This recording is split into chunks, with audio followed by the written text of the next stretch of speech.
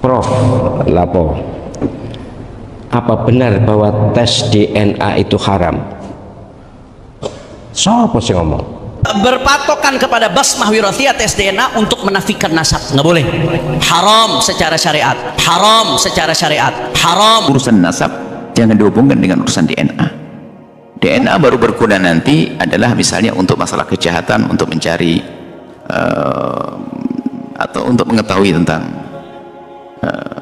bukan urusan nasab. Atas dasar apa diharamkan?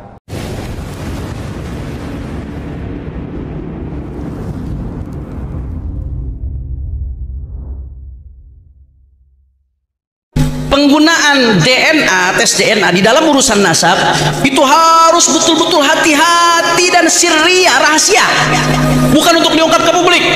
Kenapa? Walidzalika, karena itu kata beliau, labudda an tuqaddama an-nusus wal qawaid asy-syariah 'ala al-basmah wirathiyah. Wajib mengedepankan nas dan kaidah-kaidah syariat daripada tes DNA. Jadi kalau ada menurut nas, menurut catatan udah jelas, nggak usah bicara DNA lagi, udah jelas sudah. Bahkan saya dengar tadi dari Kiai Ali Badri, katanya family tree-nya sendiri mengatakan kalau hasil ini bertentangan dengan catatan, ikutilah catatan keluarga Anda. Itu ada ternyata tadi saya dengar dari beliau katanya. Yang ketiga, ini penting nih, yang lagi rame, la yajuzu syar'an al-i'timad al-basmah wirathiyah fi nafyi nasab.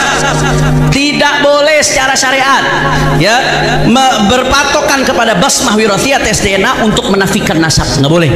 Haram secara syariat, haram secara syariat, haram secara syariat. Penetapan nasab dengan DNA.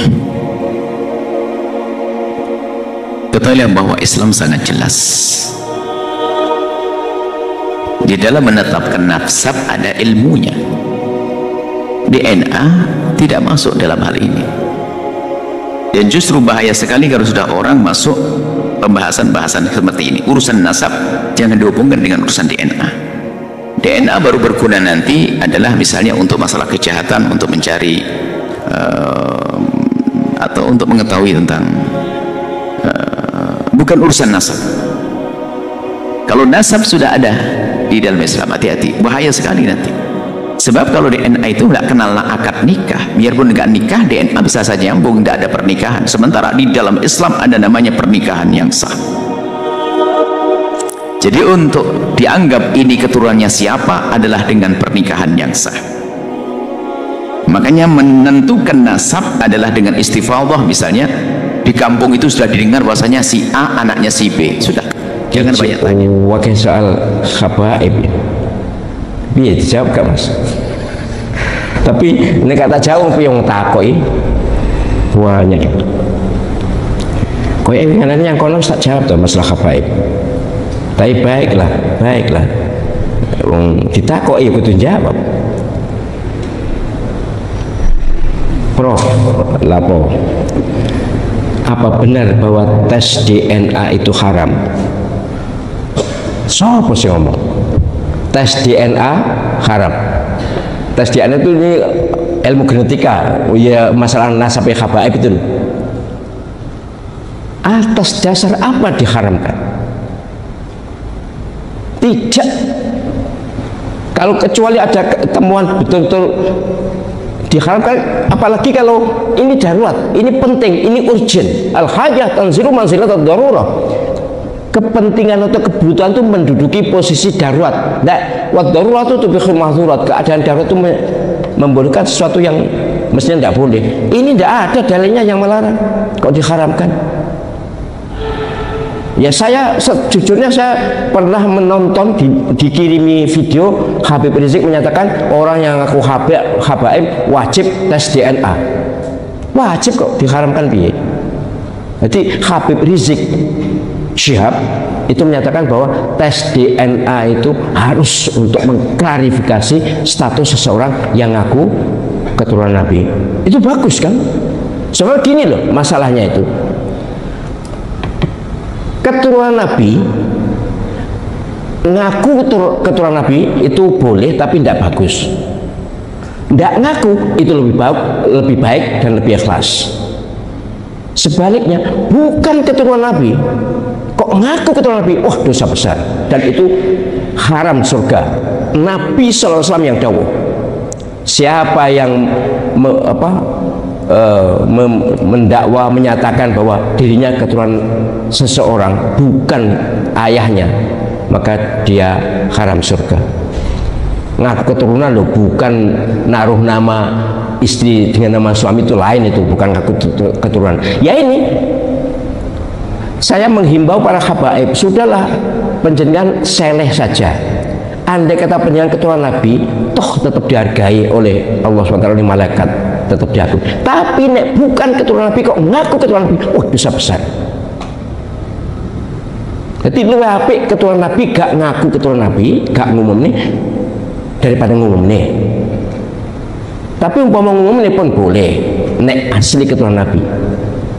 Lah nek ora, jelas dosa.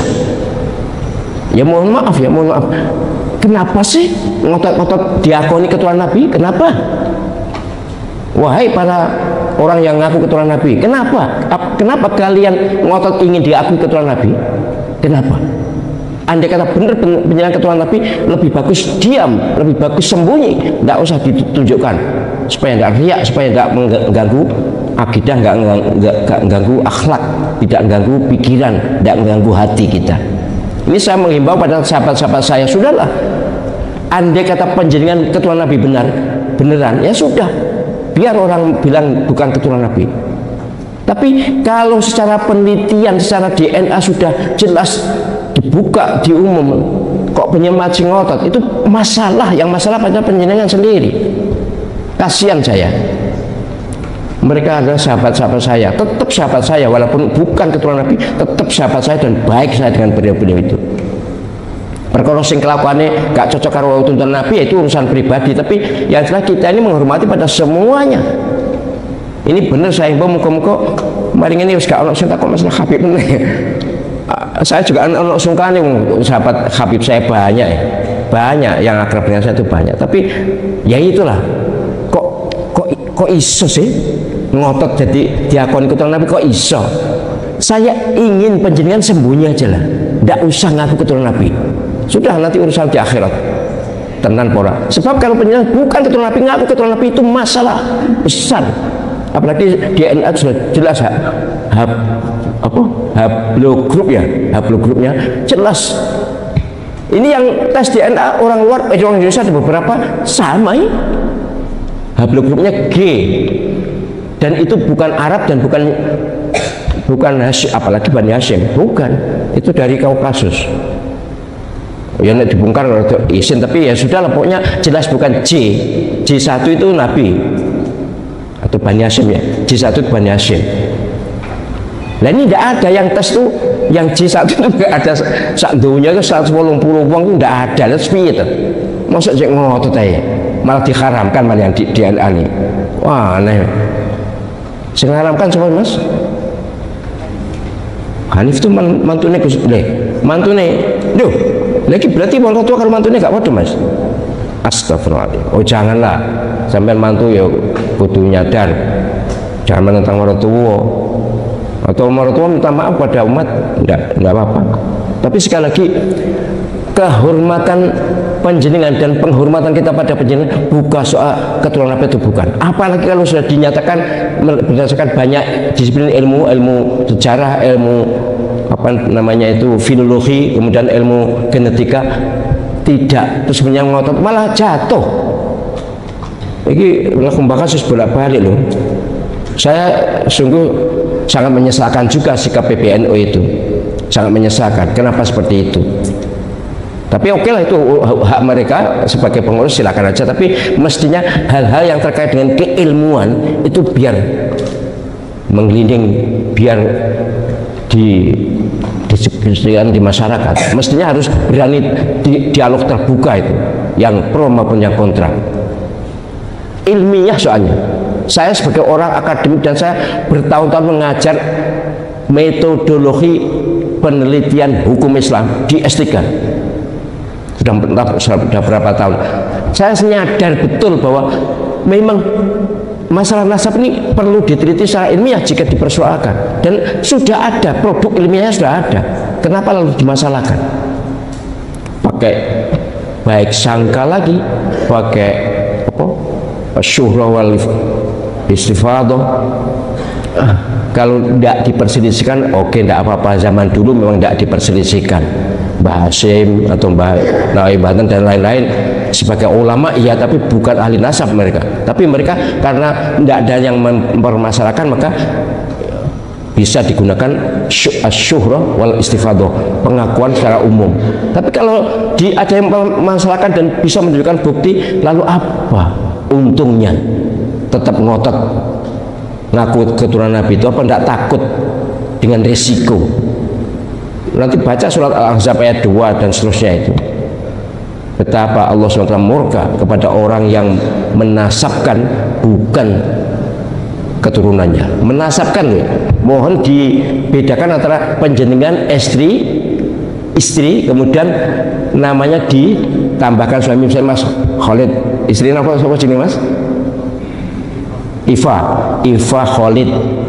Wah, lo ceramah, oh itu dosa, itu haram, bau surga, ngaji osele. Itu kan bukan menasabkan, itu mengakui sebagai suami, bukan menasabkan. Ya memang afdolnya dengan orang tuanya, tapi kan supaya suami merasa dihargai, ya oke, tidak ada masalah itu. Yang dilarang oleh Allah SWT itu mengalihkan nasab. Misalnya yang di surat Al-Ahzab itu Zaid bin Muhammad, padahal jelas bukan bin Muhammad tapi bin Harithah kan.